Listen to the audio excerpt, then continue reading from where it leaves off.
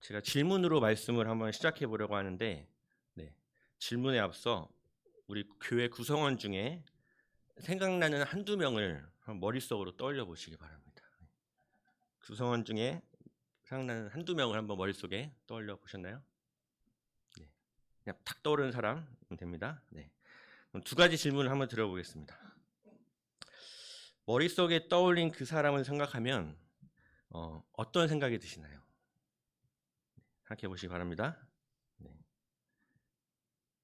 그리고 내 자신에 대해서는 어떠한 생각이 드시나요?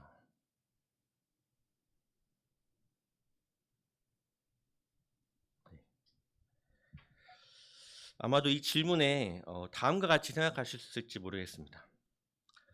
그 사람은 참 재능도 뛰어나고 믿음도 훌륭한데 나는 다 그에 비하면 참 보잘것없다, 이런 대답을 하실 수 있을 것 같고, 또는 그 사람은 참 여러모로 미숙하고 부족한 것 같아, 하지만 나는 그보다는 좀 나은 것 같은데, 이런 생각을 할지 모르겠습니다.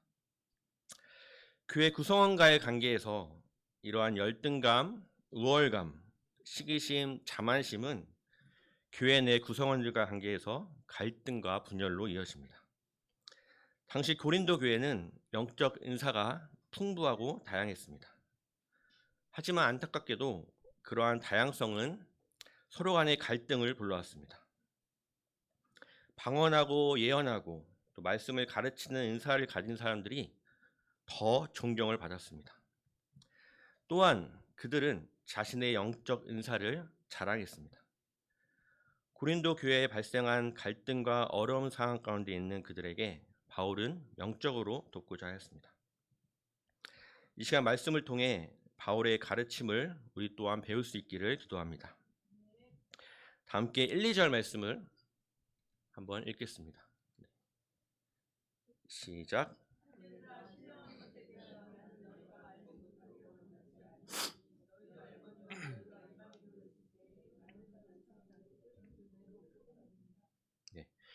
바울은 고린도 성도들에게 나는 너희가 신령한 것, 즉 성령을 알길 원한다 말했습니다. 당시 고린도 사람들은 예수님을 알기 전에 우상을 숭배했습니다.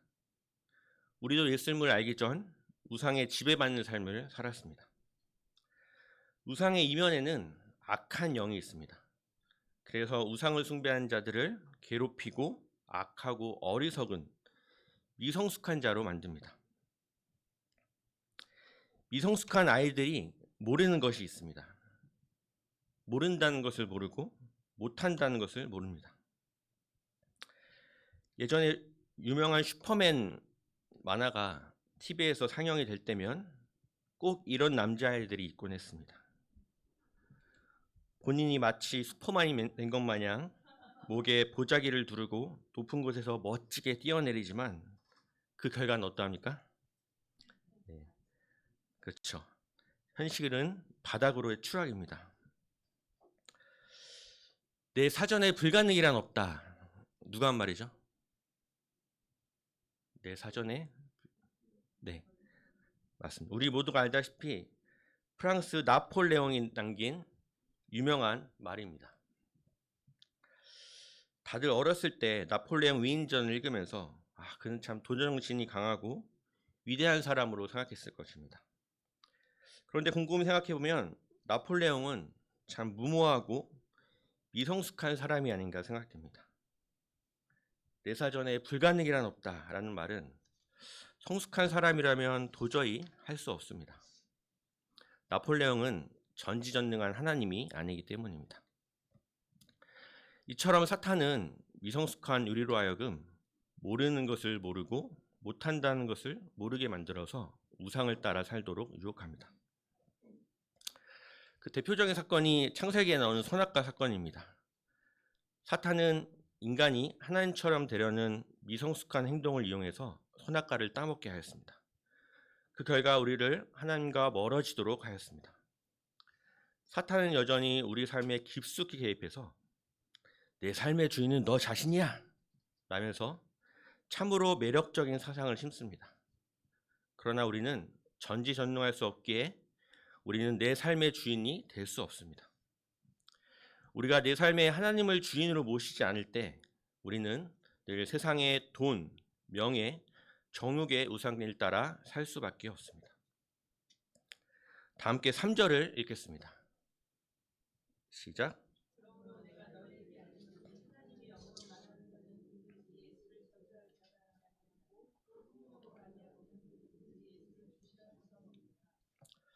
하나님께서 우상을 숭배하던 고린도 교회에 하나님의 영을 보내주셨습니다. 하나님의 영의 역사는 참으로 놀라웠습니다. 우상을 숭배하던 그들이 성령을 통해 예수님을 주로 고백했습니다. 내 삶의 주인은 나로 여기던 그들이 이제는 내 삶의 주인은 주님이라고 고백했습니다. 그들은 이제 더 이상 사탄에 의해 지배를 받지 않게 되었습니다. 성숙한 하나님의 자녀가 되었습니다. 하나님의 가장 큰 선물이 무엇인지 아십니까? 그것은 바로 성령입니다. 성령은 믿는 자들에게 거하시는 하나님 자신입니다. 예수님께서 목마른 사마리아 여인에게 이렇게 말씀하셨습니다. 네가 만일 하나님의 선물과 또 내게 물을 좀 달라는 이가 누구인지 알았더라면 네가 그에게 구하였을 것이요 그가 생수를 내게 주었으리라. 하나님은 사마리아 여인에게 하나님의 선물인 성령을 주고자 하십니다. 그리고 예수님은 요한복음 4장 14절 말씀에서 그는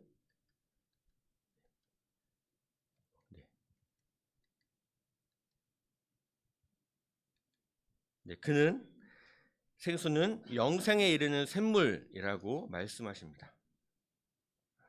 그러므로 하나님은 선물은 구원과 영생을 주시는 성령입니다. 로마서 6장 23절 말씀에 다 같이 한번 읽어볼까요? 시작. 제 삭슨 사망이요 하나님의 은사는 그리스도 예수 주 안에 있는 영생이니라. 하나님의 은사는 그리스도 예수 안에 있는 영생이라고 말하고 있습니다. 그렇다면 우리는 이 성령의 선물을 어떻게 하면 받을 수 있을까요? 사도행전 2장 38절 말씀을 다 같이 한번 읽어보겠습니다. 시작.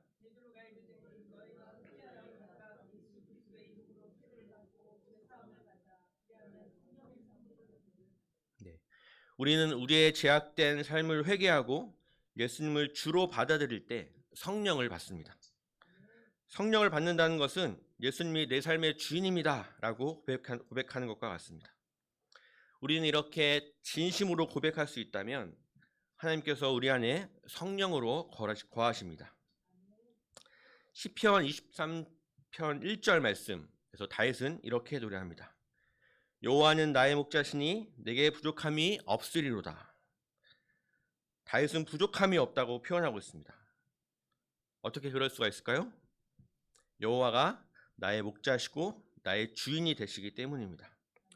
하나님이 나의 목자, 나의 주인이 되실 때 우리는 부족함 없는 삶을 살게 됩니다. 우리가 날마다 나의 죄를 회개하고 하나님을 주로 고백함으로 성령을 받아야겠습니다. 우리도 다윗과 같이 여호와 하나님이 나의 목자 되시니 내게 부족함이 없습니다 라고 고백하는 축복을 누릴 수 있기를 기도합니다. 다 함께 4절 6절 말씀을 읽어보겠습니다. 시작.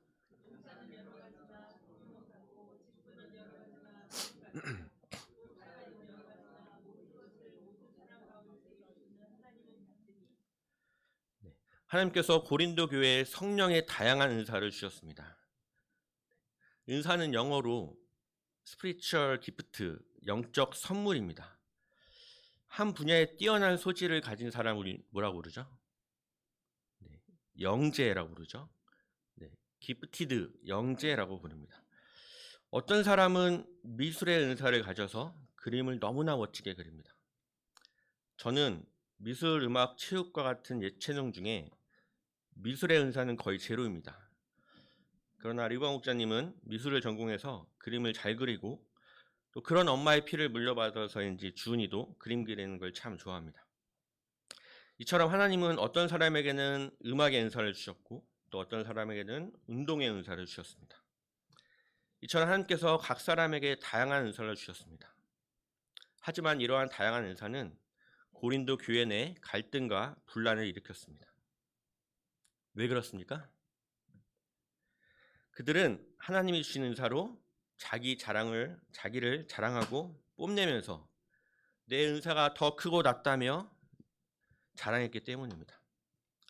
하나님은 우리에게 주신 은사는 다양하지만 그 크기는 모두 동일합니다. 어느 은사가 더 낫거나 탁월하다고 할 수 없습니다.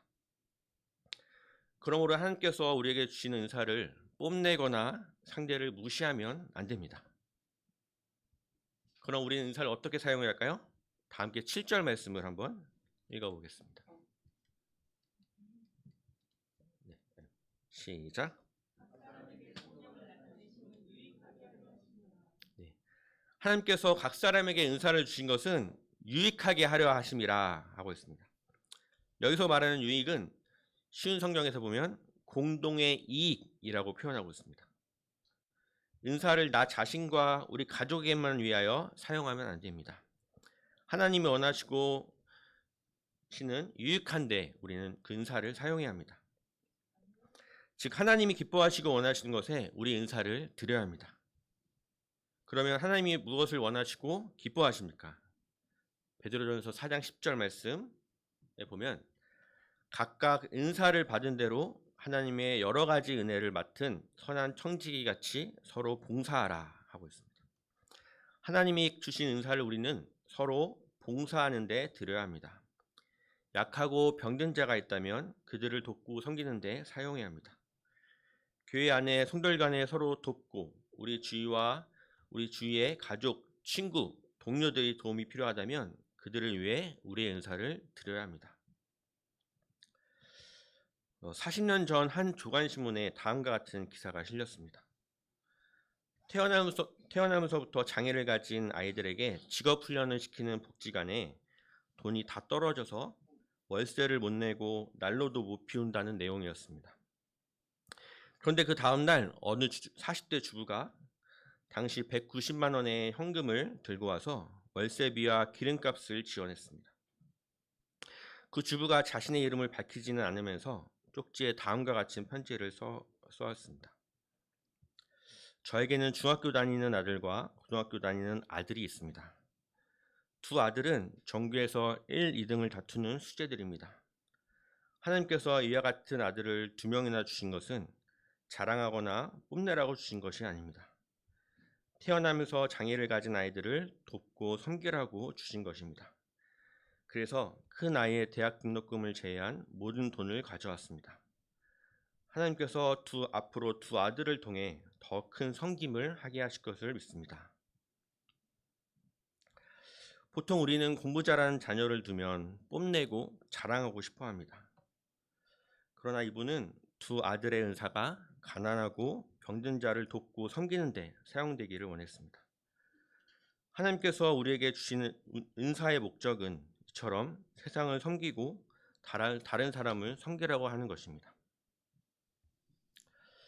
어느 목사님이 자녀들을 키우면서 자녀들에게 다음과 같이 말했다고 합니다.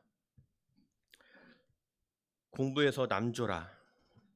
너 혼자만 잘 먹고 잘 사는 것이 사람이 되지 말고 5,000명을 먹이는 사람이 되라. 그저 나은 사람, 우리 가족 잘 먹고 잘 사는 것은 하나님께서 우리에게 은사를 주신 참된 목적이 아닙니다. 우리가 하나님 주신 은사를 그 목적에 맞게 잘 써야겠습니다. 은사를 잘 쓰면 놀라운 일이 일어납니다. 은사를 쓰면 늡니다. 반대로 은사를 아끼면 어떻게 되죠? 줍니다. 은사를 땅에 묻으면 없어집니다. 이처럼 은사는 돈과 달리 쓸수록 늘어납니다. 우리는 하나님이 주시는 은사를 아낌없이 잘 써야겠습니다. 은사를 잘 쓸 때 하나님은 더 큰 은사를 주십니다. 우리가 잘 아는 5달란트 비유 말씀처럼 하나님은 우리가 가진 은사를 잘 써서 유익을 남기길 원하십니다. 하나님께서 우리 모두에게 다양한 은사를 주셨는데 악하고 게으른 종처럼 아끼고 땅에 묻어두지 말고 세상을 섬기고 사람을 섬기고 또 하나님을 섬기는데 열심히 쓰는 자들이 될 수 있기를 기도합니다. 12절에서 27절까지의 말씀에서 바울은 인간의 몸을 비유하면서 교회에서 성령께서 하시는 일에 대해서 설명하고 있습니다. 12절 말씀을 한번 다 같이 읽겠습니다. 시작. 몸은 하나인데 많은 지체가 있고 몸의 지체는 많으나 한 몸인과 같이 그리스도도 그러하니라. 네. 인간의 몸은 여러 지체들로 이루어져 있지만 결국 하나입니다. 몸을 이루고 있는 각 지체들은 각각 다른 기능을 하지만 서로 긴밀하게 연결되어 있습니다. 그렇게 각 지체는 독립적으로는 기능할 수 없습니다. 그리고 몸 밖에서는 따로 떨어져서는 기능할 수 없습니다. 서로가 필요합니다. 모든 지체가 다 중요합니다. 덜 소중한 지체는 없습니다. 우리 안양유베프 공동체는 그리스도의 몸된 교회입니다. 예수 그리스도를 머리로 하고 모든 신자들이 유기적으로 연결된 영적 공동체입니다. 우리는 각자 다른 은사를 가지고 서로 돕고 협력하며 그리스도의 몸된 교회를 세워나갑니다. 어떤 사람은 말씀을 전하고 가르치는 일로, 어떤 사람은 찬양과 악기를 연주하는 일로, 또 어떤 사람은 묵묵히 뒤에서 다른 사람을 섬기는 일로, 그 어느 것 하나 중요하지 않은 것은 하나도 없습니다. 비단 우리의 은사는 교회에만 국한되지 않습니다. 우리가 매일 지내는 직장, 학교, 가정에서 우리는 은사를 더욱 의미 있게 사용될 때 하나님께 영광을 드러낼 수 있습니다. 하나님이 우리에게 주신 은사를 주신 것은 소명을 따라 살도록 하신 것입니다. 소명은 어떤 거룩한 성직만을 의미하지 않습니다. 우리가 가진 각자의 직업들, 또 학문 역시 소명입니다. 그래서 하나님이 주시는 은사를 따라 소명과 직업을 선택하는 것이 참 중요합니다. 그러나 현실은 은사를 따라 선택하기보다도 욕심을 따라 선택하는 경우가 많습니다. 예를 들어 우리 자녀들이 대학에서 학과를 정함에 있어서 아이의 은사를 따르기보다도 앞으로 어떤 학과가 전망이 있는지가 선택의 기준이 되는 경우가 많습니다. 어느 날 아이가 나는 국문과 가고 싶다고 했을 때 목자님들 어떻게 반응하시겠습니까? 네. 아마 대부분 거기 졸업해서 뭐 먹고 살려나, 취업은 할 수 있으려나 걱정부터 앞서실 것입니다. 그러나 밥 먹고 살려고 전공 택하고 밥 먹고 살려고 직업 택하는 것은 물론 중요하지만 한편으로는 참 불행한 것입니다. 하나님이 나에게 주신 은사로 직업을 택한다면 그것이 얼마나 큰 축복이겠습니까? 이처럼 우리 자녀들이 세상의 성공과 기준의 가치관을 무작정 따라가기보다도 하나님이 각자 주신 은사를 따라 직업을 택하고 소명을 따라 살아갔으면 좋겠습니다. 제가 직장에서 한국의 청년들을 아시아, 아프리카로 봉사단을 파견하는 프로젝트를 담당하고 있습니다. 이 프로젝트는 전체를 총괄하는 본부장님이 계시고 그 밑에 저와 직원들이 7, 8명이 함께 일하고 있습니다.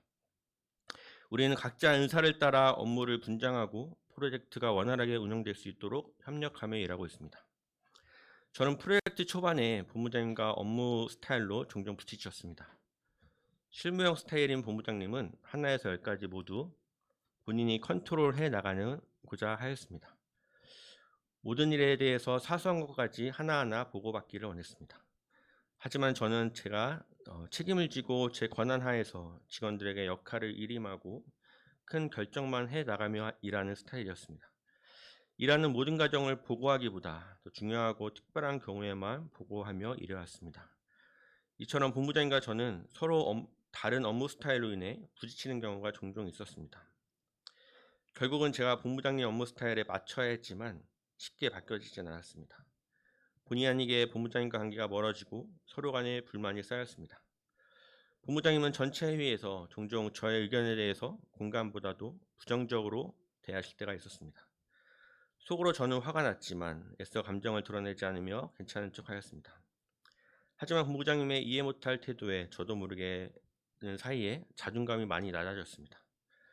낮아진 자존감이 바닥을 치더니 나의 부족한 부분만 보이기 시작했고 나는 쓸모없는 존재라는 생각이 들었습니다. 점점 저는 위축되어 가고 일에 있어서 주눅이 들고 자신감을 좀처럼 찾지 못했습니다. 사람과의 관계에서도 자꾸만 피하고만 싶었습니다. 직장에서 이처럼 저는 아무 쓸모없는 존재라고 생각이 들었고 결국 직장을 그만두는 것이 나와 직장을 위해 좋을 것이라 판단하였습니다. 하지만 그때마다 하나님은 저와 생각이 달랐습니다. 그리고는 제가 그 과정에서 그 과정을 견디고 인내하게 하셨습니다. 그때는 하나님의 생각이 이해가 되지 않았습니다. 그러나 지나고 나서 생각해보면 제가 이번 일을 통해 제 자신을 발견하게 되는 과정이었습니다. 저는 언제나 내 삶에 어려움과 고난이 닥치면 그 현실과 맞서 싸우기보다 회피하고 외면하며 살아왔습니다. 그것이 아무도 상처입지 않는 것이라 생각했습니다. 그러나 인생을 살면서 늘 어려움과 고난을 당하게 될 텐데 그때마다 회피하고 외면하면 어떻게 세상을 이길 수 있겠습니까? 하나님은 제가 거대한 골리앗과 마주한 다윗과 같이 세상의 어려움 고난을 맞서 하나님을 믿으며 담대하게 나아가기 원하십니다. 결국 하나님은 이번 프로젝트를 통해 영적으로 성숙케 하는 훈련을 하셨습니다. 예전에 저 같았으면 이런 힘든 상황 앞에 피하려고만 하고 쉽게 포기하려고 했을 것입니다. 하지만 이번 일을 통해 저는 힘든 과정을 회피하고 포기하기보다 현실을 직시하고 용기 있게 부딪히고 또 해결책을 찾아보고자 하는 용기와 뚝심을 배우게 되었습니다. 다음 달이면 이번 프로젝트가 모두 끝이 납니다. 본부장과 관계가 아직은 서먹서먹하지만 조금씩 관계가 회복될 수 있도록 기도하고 있습니다. 그리고 하나님께서 저에게 주신 또 꼼꼼함과 책임감의 귀한 은사를 바탕으로 팀 내 누구도 담당하기를 부담스러워서 회피했던 30억의 예산을 관리하고 또 집행하는 역할을 무사하게 감당케 하셨습니다. 제가 하나님이 주신 은사를 직장과 기회와 가정의 유익을 위해 열심히 쓰는 자가 되어서 세상을 섬기고 교회를 섬기고 또 가정을 섬기는 자가 될 수 있기를 기도합니다. 28절에서 30절 말씀은 하나님께서 교회에 세운 직분과 은사들에 대해서 말하고 있습니다. 다 함께 한번 말씀을 읽어보겠습니다. 시작.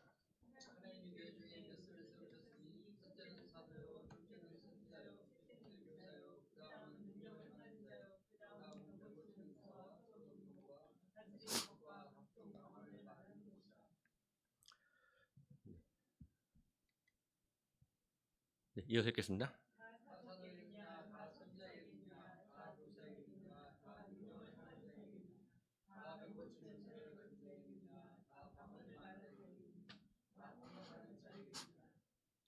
네, 교회에는 여러 가지 직분이 있습니다. 사도, 선지자, 교사 등 우리 교회가 대학생 성경 읽기 선교라고 해서 성경을 읽고 가르치는 은사만 가진 목사님들만 있는 것이 아닙니다. 아름다운 목소리와 악기로 하나님을 찬양하는 찬양의 은사를 가진 목사님들이 있습니다. 이분들은 예배와 수양회 때 은혜로운 찬양으로 섬겨주십니다. 또한 금강산도 식후경이라고 맛있고 건강한 음식을 손수 만들어서 먹는 즐거움을 선사해 주시는 목사님들이 있습니다. 그분들의 은사로 우리는 예배 후에 맛있는 음식을 먹으며 교제하는 즐거움을 누릴 수 있습니다.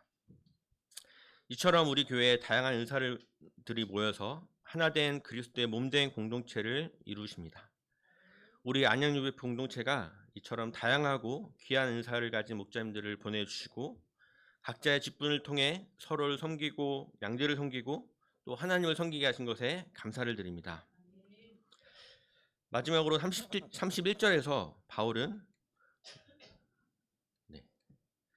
너희는 더욱 큰 은사를 사모하라고 했는데 여기서 말하는 더욱 큰 은사는 사랑의 은사입니다. 사랑의 은사에 대해서는 우리가 다음 주 말씀을 통해서 배우겠습니다. 결론적으로 하나님께서 우리에게 각자 다양한 은사를 주신 것은 주의 공동체를 위해 열심히 사용하고 또 이를 통해 더 큰 은사를 사모하도록 하기 위함입니다. 하나님께서 우리의 은사를 사용하셔서 세상을 섬기고 캠퍼스 양들을 섬기고 주를 섬기는 우리 안양 UBF 공동체가 될 수 있기를 간절히 기도합니다. 아멘. 11절 말씀 읽고 기도하고 마치겠습니다. 시작. 네.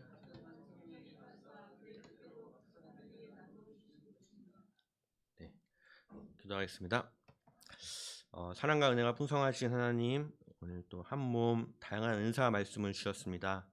하나님께서 우리에게 다양한 또 귀한 은사를 주신 것은 우리 한 사람, 나 한 사람 잘 먹고 잘 살라고 주신 것이 아니라 이를 통해서 또 연약하고 도움이 필요한 사람들을 돕고 섬기는 데 사용하라고 주신 것입니다. 우리가 주신 은사들을 하나님이 주신 목적에 맞게 잘 사용하게 도와주십시오. 또 우리 공동체가 각자 주신 달란트들을 또 아낌없이 쓰고 또 사용하여서 하나님의 더 큰 은사를 사모하게 하시고 우리 모든 공동체가 하나님의 은사가 잘 사용되어서 또 세상을 사랑하고 세상을 섬기고 양들을 섬기는 안양 유배 공동체가 될 수 있도록 인도하여 주시기를 간절히 기도드립니다. 감사드리며 예수님의 이름으로 기도합니다. 아멘.